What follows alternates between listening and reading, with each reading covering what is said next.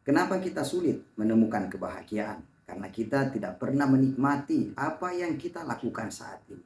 Di saat kita sarapan, kita tidak mampu menikmati nikmatnya sarapan karena kita berpikir perjalanan kita setelah sarapan ke tempat kerja.